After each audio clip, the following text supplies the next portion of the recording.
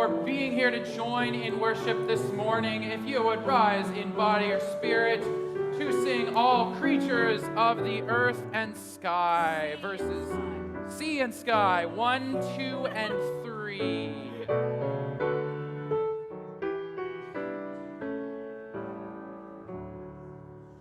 All creatures of the sea and sky, come, kindred, lift your voices high. Alleluia, alleluia. Bright burning sun with golden beam, soft shining moon with silver gleam. Alleluia, alleluia, alleluia, alleluia.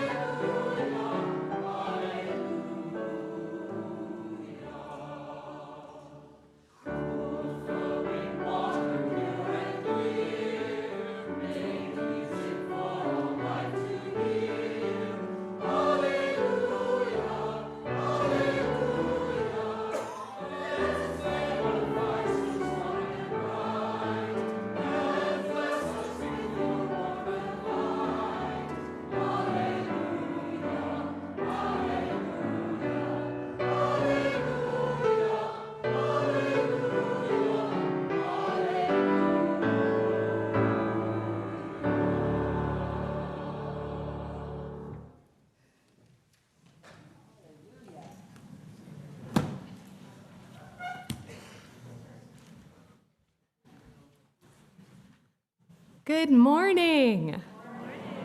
Happy Sunday. Welcome to our Octopus service. Welcome to our sacred time of worship together. I'm Courtney O'Neill, your worship associate today, serving alongside Reverend Lucy Bunch and our ministerial intern, Rosemary Dodd. Our service today is all about celebrating the octopus. Our choir will sing, Reverend Lucy will preach, and we will hear a special presentation by our resident octopus enthusiast, Charlie O'Neill. Whether you are here in person or participating online, we are so glad that you are here. Whoever you are, wherever you are on your journey, we welcome you. The mission of our congregation says, we come together to deepen our lives and be a force for healing in the world. Toward this end, we acknowledge that UUSS exists on the occupied ancestral territory of the Nisenan, Southern Maidu, and Miwok peoples. We wish to pay our respects to their ancestors, elders, and relatives, and to affirm their sovereign rights as First People. If you are on Zoom, make sure to click the link in the chat to review the order of service. There are so many ways to connect to this vibrant community. Each week, we have tables in the Welcome Hall where you can get connected and fill out a newcomer's form to receive our weekly message. You can also do this online. Each week, the blue sheet, can someone wave a blue sheet? Who can wave? There we are, thank you. And each week, our blue sheet and weekly message serve as a guide to our various programs. On Zoom, stay after the service to chat in breakout rooms and get to know one another. Here in person, we have coffee, tea, and opportunities to meet and greet each other. I have been told that there are also persimmons available after the service. Today is our monthly newcomer orientation, where we will take a tour of our campus and learn about our congregation and Unitarian Universalism. All are welcome. Join Reverend Lucy at the welcome table about 10 minutes after the service ends. The orientation is 1 hour. The magic of community auction and dinner shone brightly last weekend. Thank you to so many. If you have not received a confirmation or request for payment email about your winnings and or who won the items that you donated, please contact auctionhelp@uuss.org. We are still about $1,800 short of reaching our Fund a Need goal of upgrading our entry and patio doors to be fully accessible. So we will gratefully accept additional donations for that and the Magic Wand operational items through November 16th. A full recap of the event will come after we close the books in the coming days. Thank you to everyone who came out on Friday and Saturday to plant our pollinator garden. And yes, thank you. And a special thank you to our grounds crew who dug more than 100 holes for the planting. It's a lot. Because of all of this effort, we succeeded in all of our planting, and we have completed half of the irrigation. So we've done a lot. And special thanks to Glory Wickland and John McMillan, who made all of this possible.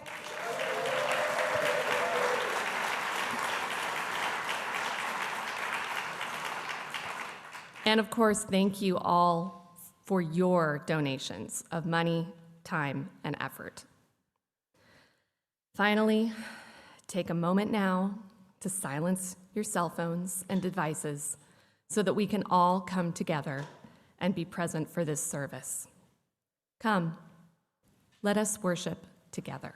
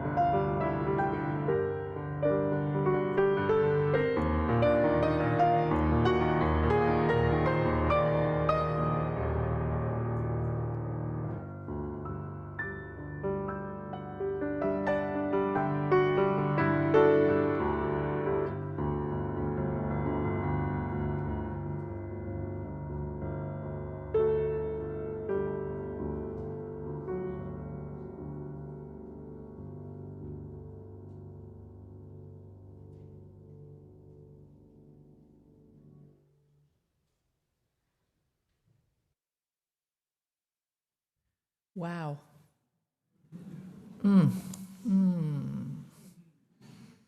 Our cellist lighter this morning is Jack O'Neill. Where are you, Jack? Here he comes.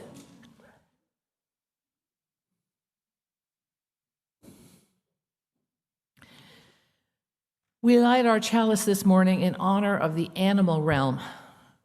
Furred and hoofed, two-legged, four-legged, eight-legged, feathered and finned, swimming, crawling, flying, walking, fanged and clawed, gentle and fierce, wild and tame. May we remember that all creatures are our relatives, worthy of our care and our respect.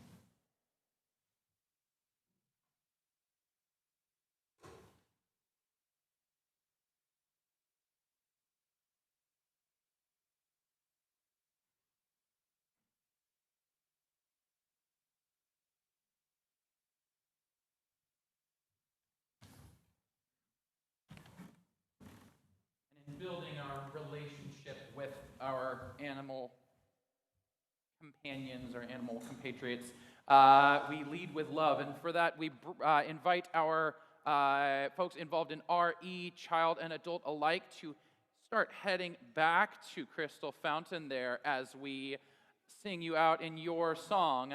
You gotta put one foot in front of the other and lead with love. Put one foot in front of the other and lead with love. You gotta put one foot in front of the other and lead with love. Put one foot in front of the other and lead with love. Lift up your eyes.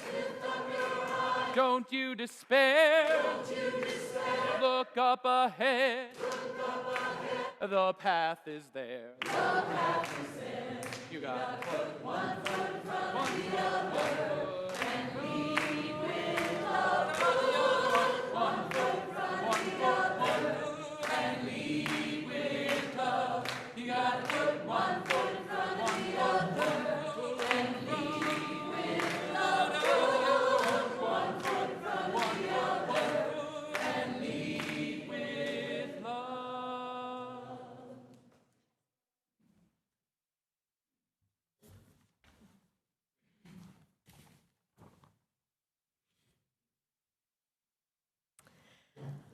Let's take a moment now to center ourselves. And I invite you to do this in whichever way works best for you. So this could be a deep breath, a big stretch, or just a wiggle of your toes, noticing them where they are on the floor. In this gathered community, we come together each week to mark the start of the week. We mark the movements of the seasons, the significant movements of our lives. This time is sacred because of the joining of our lives into a beloved community. And in our connections with one another, the divine reveals itself. Settle into this time, knowing that you are sacred exactly as you are.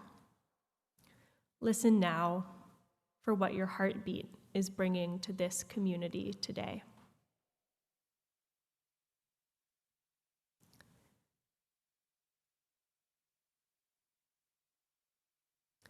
Today I bring a sorrow shared by Hope Sandler.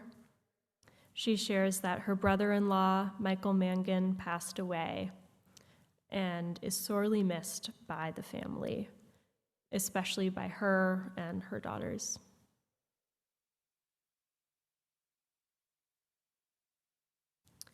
We hold this sorrow in our hearts, along with all those which are unvoiced and held within each of us. Please join me now in a moment of prayer, meditation, or contemplation. Spirit of life, Spirit of love, let us hold gently the joys and sorrows which have been voiced and those which remain amongst us. Let us pray today and each day that the world may know peace and bounty. Let us live our lives with an abundance of compassion. Help us to reach out to one another, even when we are tired or afraid or tender. Let us know the joy of catching one another when we stumble or when the weight of the world feels too heavy.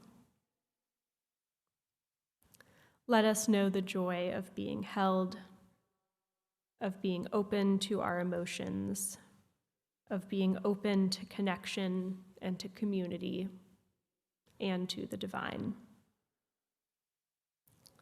Spirit of life, let us hope for that connection, and let hope find us again and again.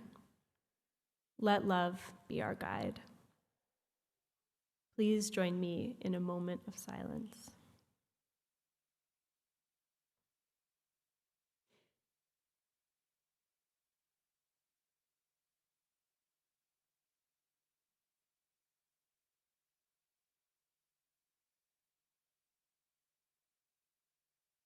Blessed be.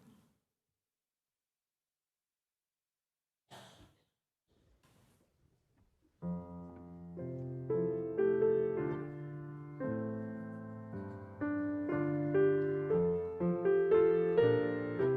unity of voice, please join in singing Our World is One World, 134.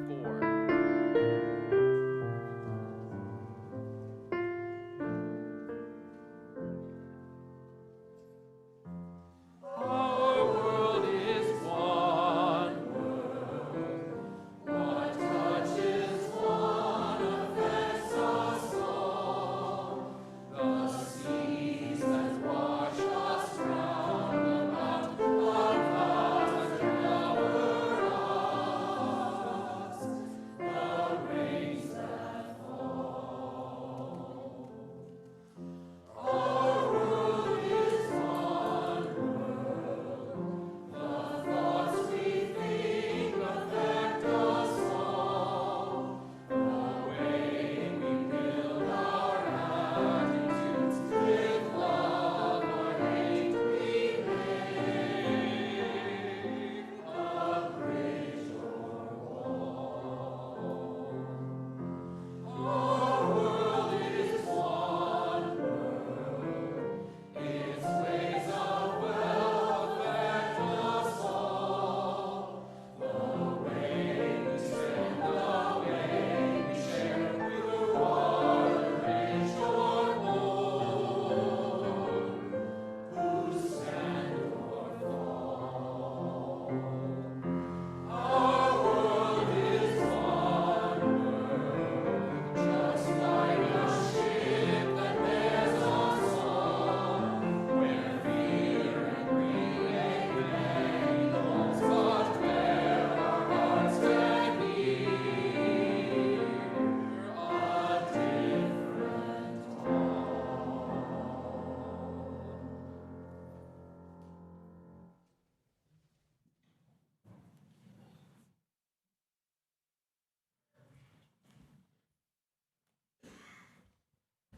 We now have a presentation by our octopus enthusiast, Charlie O'Neill. Come on up.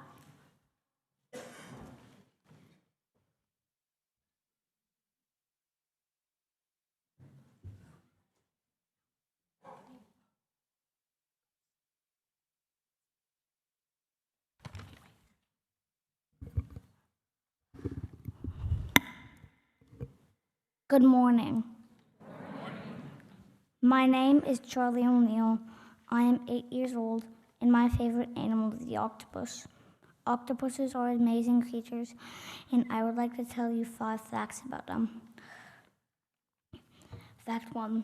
Octopuses have blue blood, 8 tentacles, 9 brains, and 3 hearts. Fact 2. The giant Pacific octopus often lives among kelp forest, where there are plenty of places to hide. The blue-ringed octopus is highly venomous. One drop of venom can kill 20 adult men. They're one of the most venomous creatures on Earth. Fact 5. The mimic octopus is a master of disguise and can take shapes and pretend to be many different kinds of sea animals. It can even disguise itself as an animal its predators want to avoid as a survival tactic. Thank you for letting me share these facts with you. I hope you all think octopuses are as interesting as I do.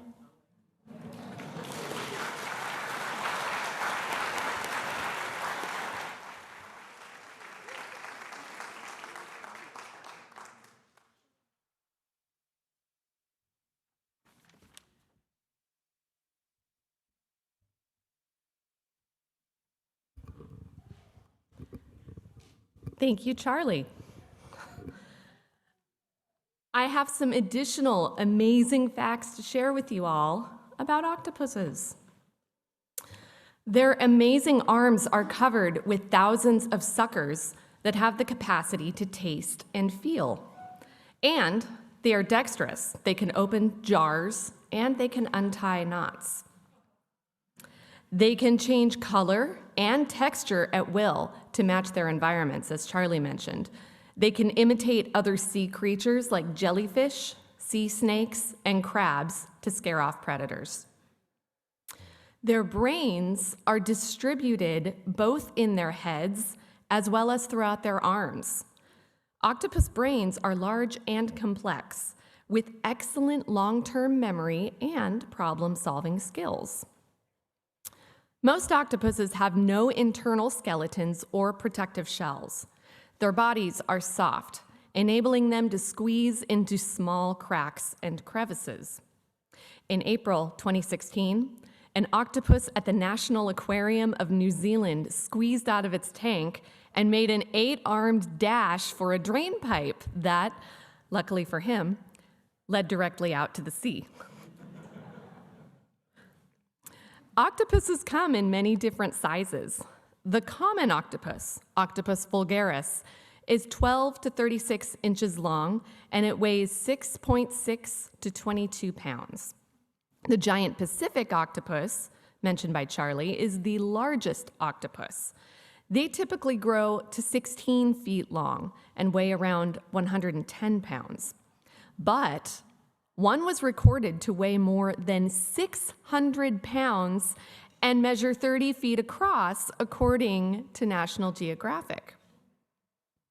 The smallest octopus is the Octopus wolfi. It is smaller than an inch, 2.5 centimeters long, and weighs less than 1 gram. Octopus females lay thousands of eggs, and then they die once those eggs are hatched. The babies float off on their own, and it is estimated that 99% of them are eaten by predators. Octopuses love toys and puzzles. In captivity, if not given enough to do, they will dismantle their containers and plot escape routes. Octopuses in at least 2 aquariums have learned to turn off the lights by squirting jets of water at the bulbs when no one is watching and short-circuiting the power supply. Octopuses have an ability to adapt to the special circumstances of captivity and their interaction with human keepers.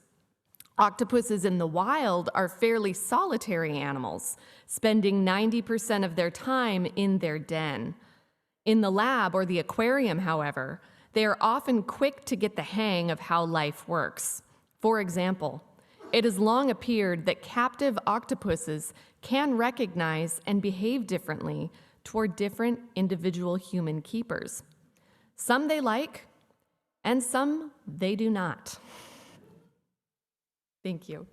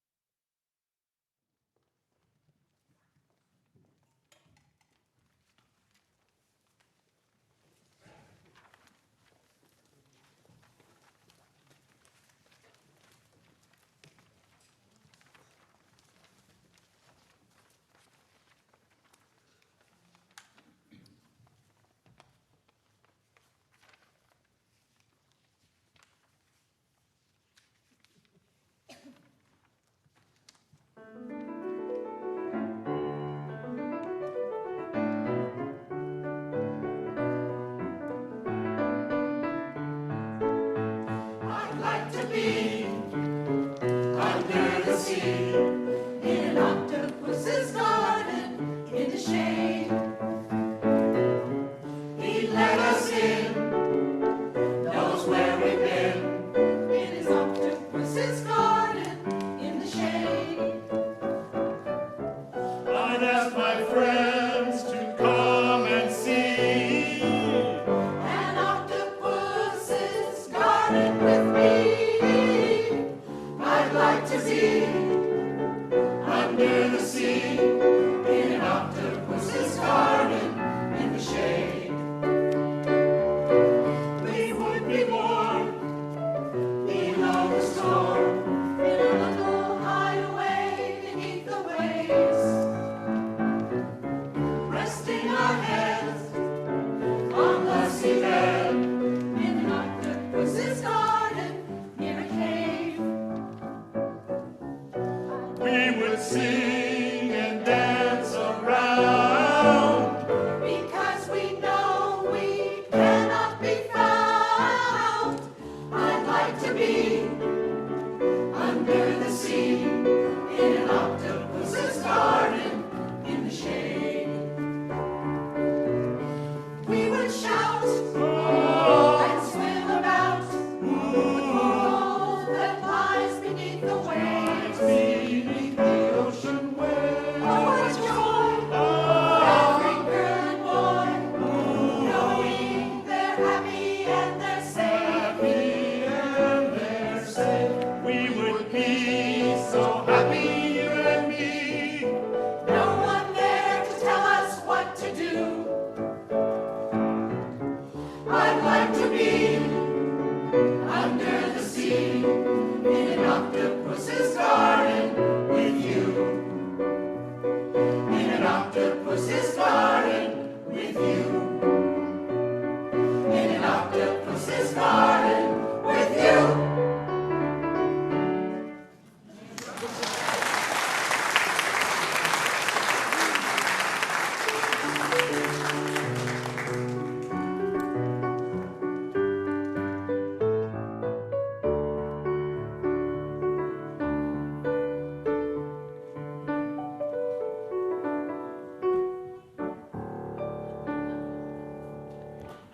So we've been hearing about octopuses now for a half an hour, and now we're going to watch some.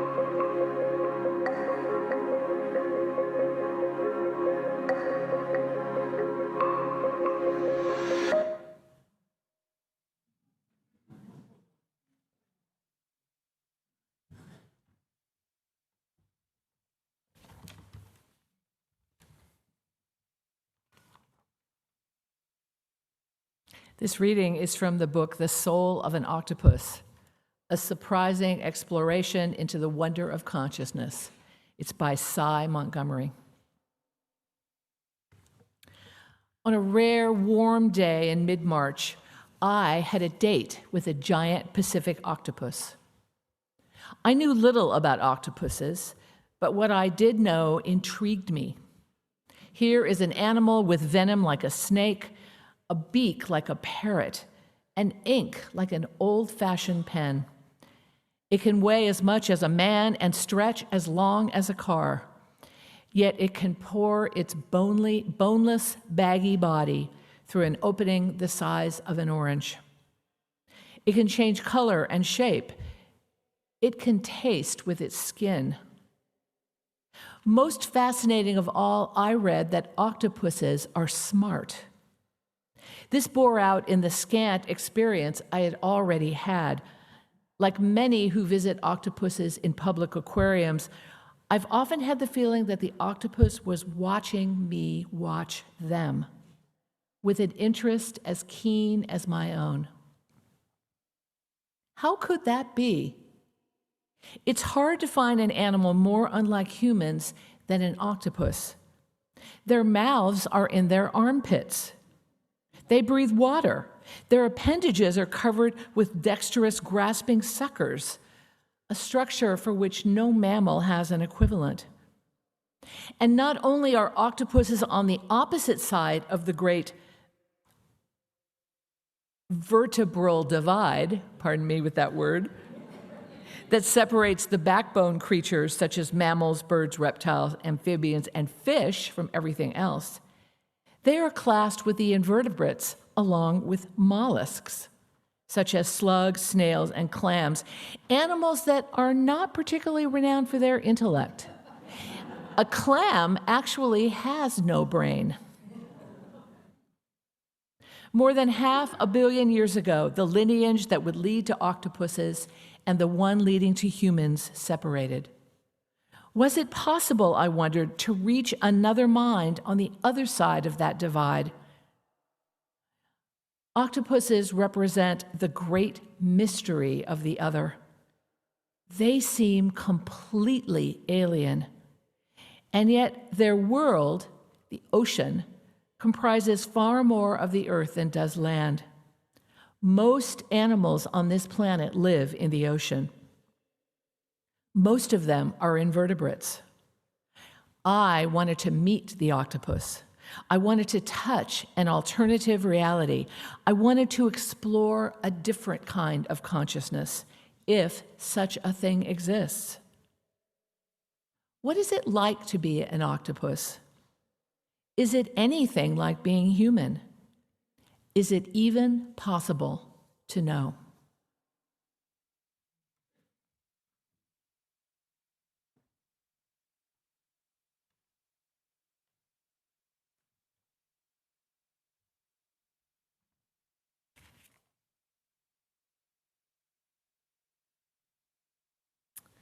Our congregation's mission statement says, "We come together to deepen our lives and be a force for healing in the world."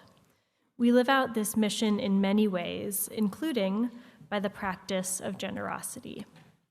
We give half of every Sunday offering to a local organization working to heal our world. Our community partner for the month of November is the River City Food Bank, the oldest continuously serving food bank in Sacramento County. Every weekday, River City provides fresh, healthy food with choices reflecting the cultural diversity of this area. On the slide and in the chat on Zoom, you can see how you can contribute electronically or by mailing a check here to UUSS. You can even text your donation from your seat. Please give generously in support of this important organization. River City provides emergency food and no food items at its locations in Midtown and here in Arden Arcade, serving lifelong Sacramento residents as well as new immigrants and refugees. To address childhood hunger, it provides healthy snacks to schools and helps families to enroll in the CalFresh program for assistance. It assists those who are unhoused and those barely hanging on. Thank you for your generosity. This morning's offering will now be given and received.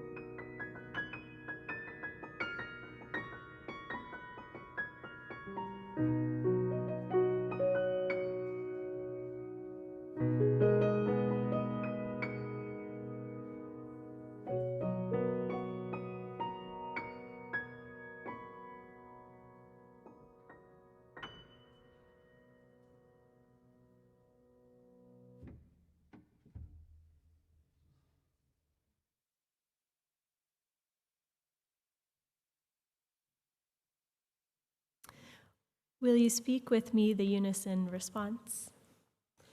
May generosity bless our world, and may gratitude nourish our spirits. I'd also like to note that we are participating in a food drive for loaves and fishes. There's a table in the welcome hall with all the information you need.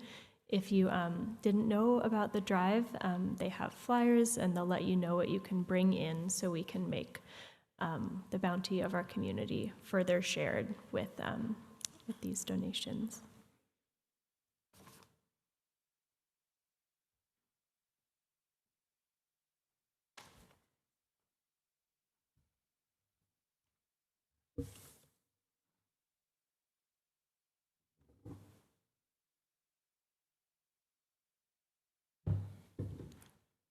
Charlie's over in RE, right?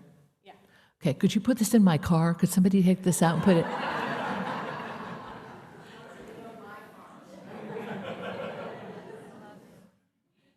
This one's okay, but it's a little Disney-esque. This one is major cool. Could I use my professional expenses to buy a stuffed octopus? What do you people think?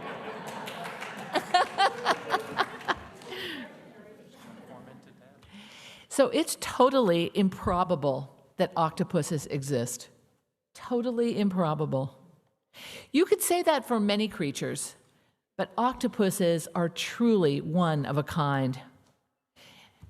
As you heard in the Montgomery reading, we have a common ancestor with these cephalopods, way back in the dim recesses of evolution more than 600 million years ago. It was a flatworm-like creature, but at some point, some of these creatures decided to venture out onto the land and later developed a backbone. They became the vertebrates, the birds and the reptiles, mammals, and then eventually humans. The other branch became the invertebrates, those without a backbone. Based on our understanding of evolution, we have classified the octopus as part of the mollusk family, the shelled creatures like the snail and the clam. What makes octopuses unique and uniquely intelligent is that at some point they decided to liberate themselves from those shells. Other mollusks kept them. Ditching that shell was a radical act of liberation and vulnerability, for octopuses were no longer protected. Their bodies were free and flexible. As one scientist put it, the evolution of the cephalopods yielded in the octopus a body of pure possibility. But they were easy prey, vulnerable and exposed. And this is why scientists believe that they became smart. They developed a nervous system much larger than any other creature in their class. They developed those amazing camouflage capabilities you've heard of and tremendous creativity. They did this to survive and to thrive. In my theology class in seminary, we were given an index card and told to write down proof that God existed. We should do that in an RE class here, I think. 12 years ago in that class, I wrote down the word music. Music was proof that God existed. But if I were to do that again, that exercise again, my proof of God would be the octopus. Now, this is not because I think that God created the octopus. I don't have a belief in a transcendent God that created and manages the earth and the heavens. And I don't believe that God is an octopus, though. Sounds kind of cool, don't you think? For me, God is the creative life force in all of its manifestations. And one of the most amazing and inspiring manifestations is the octopus. That is why my proof of God is the octopus. proof that there is a creative power of the universe that could create such an amazing creature, a creative power in which we can all participate. Now, of course, humans in general don't see it exactly that way. The author Cy Montgomery said that octopus represent the great mystery of the other. And humans have had a visceral fear of the octopus for many centuries, starting with the 13th century Norse legends of the Kraken, and continuing into the 20th century with Captain Nemo fighting the giant octopus in 20,000 Leagues Under the Sea. I'm sure that some of you can easily imagine one of the movie posters from the 50s and 60s with the octopus eating New York.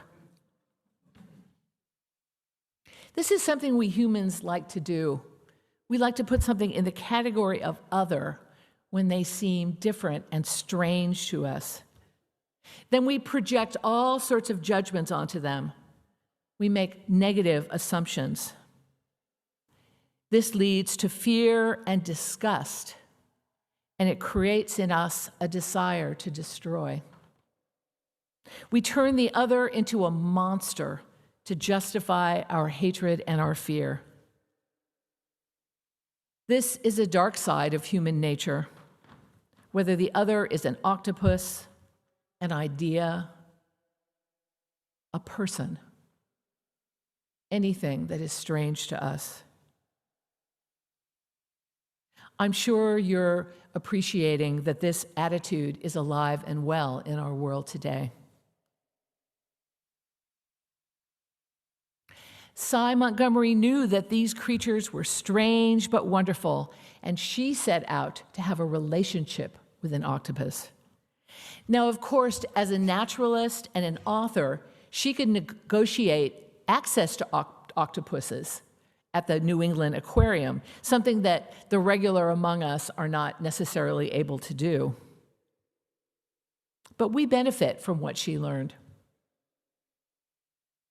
The first question, though, is she wanted to have a relationship with an octopus. Who is she having a relationship with?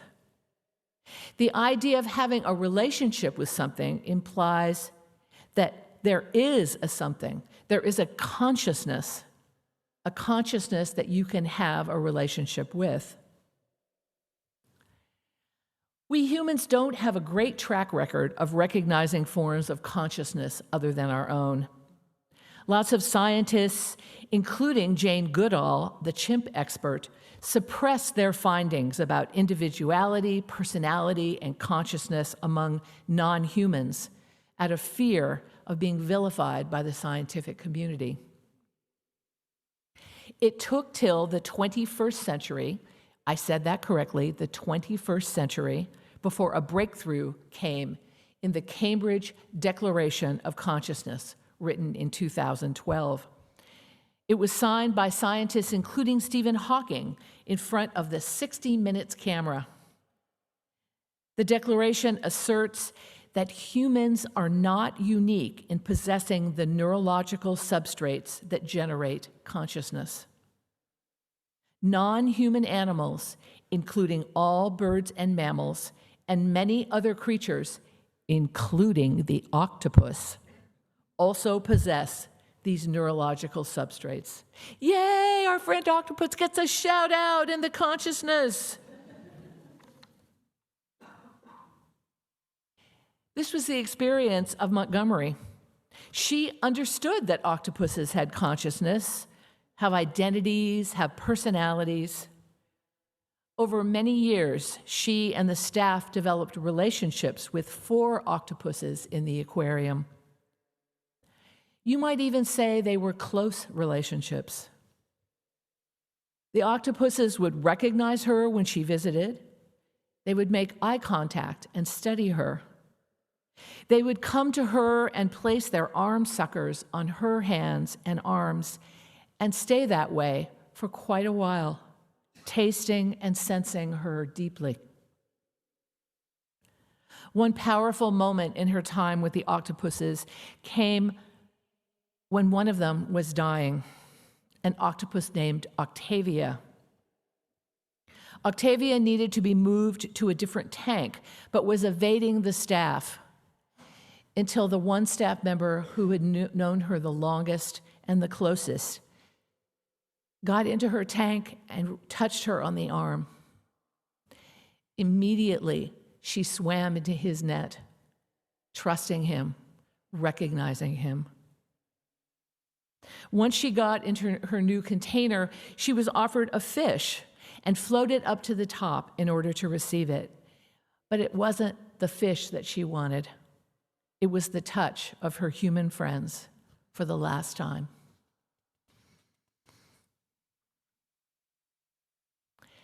In their uniqueness and their strangeness, octopuses can offer some important lessons for us. I think the first lesson really is humility. We humans seem to consider ourselves the standard by which all other creatures are to be judged. And then when we find common ground, we tend to anthropomorphize other creatures. We see them through our own lens and assume that a behavior that is similar to ours comes from the same motivation as ours. Scientists who struggled with the idea of other beings having consciousness were concerned that if we identified that consciousness, we would anthropomorphize them. We would project our own experience onto the other beings. But we have learned, and we are learning, that other creatures can have consciousness that is much different from our own. We humans, I can speak to those here present, especially those of European descent, tend to approach areas of difference as colonizers. We take what we need to enrich ourselves, including knowledge and resources. We have an attitude that everything is put on this earth for our benefit. We think that everyone would be better off if they were more like us. If we can put aside this need to center ourselves, we can bring curious and openness to our octopus neighbors and to all that is strange to us. We can treat the other with respect. We can learn from them. I think one of the most important lessons from the octopus, in its strangeness and its difference, is that it can help us to develop an ability to appreciate something without completely understanding it. Montgomery was friends with the octopuses, but she didn't necessarily understand them. She did not shy away. She went beyond the understandable. Just like Jane Goodall, when Jane Goodall sat down to observe the chimps. Don't impose your ideas on them, just be. Be present, learn, experience, take it in. These lessons, of course, are not just about how to get along with an octopus or any creature that is strange to us. These lessons are important for living in our complex world. There's a euphemism, huh? Our complex world. Among the ministers love angst, I'll tell you. And there's a lot of it right now about what we should be preaching at this time of war and suffering. How much of the troubles of the world should we address on Sunday morning? How often should we speak about war and suffering? So as I was preparing for this service, these thoughts were on my mind. Why am I preaching about octopus when there is so much strife in this world?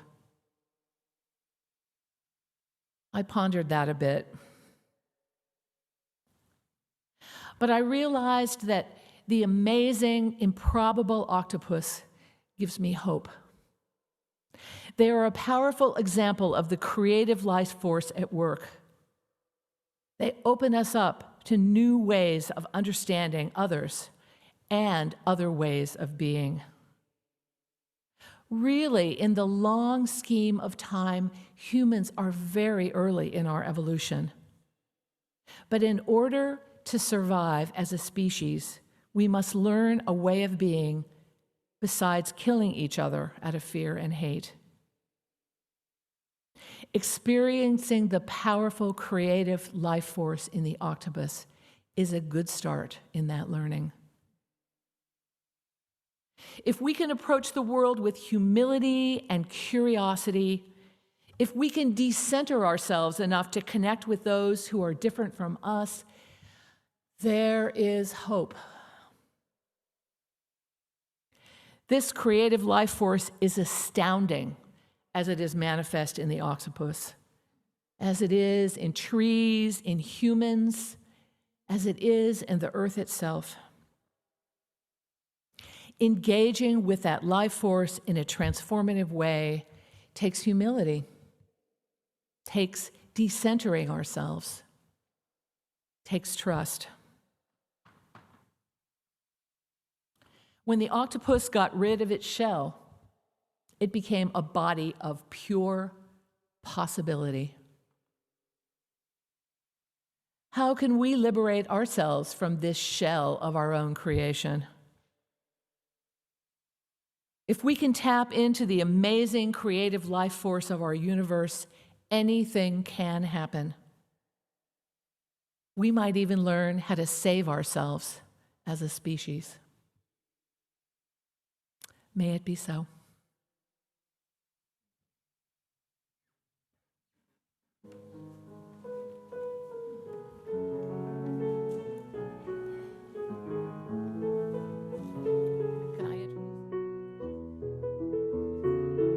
Because it has to be Blue Boat Home. So you can be the octopus in this song, swimming along in the beautiful sea.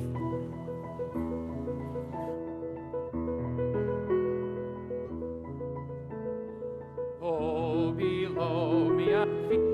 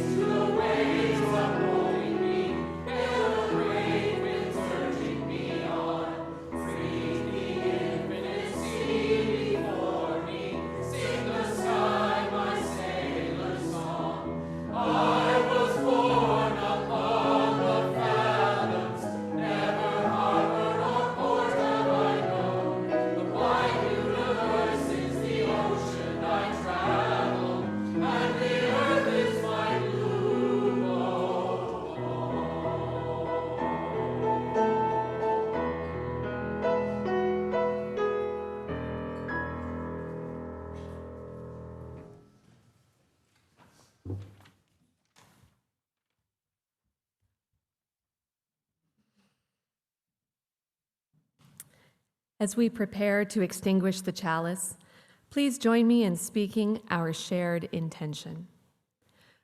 We extinguish this flame, but we carry the light, love, and commitment of this gathering into the days to come.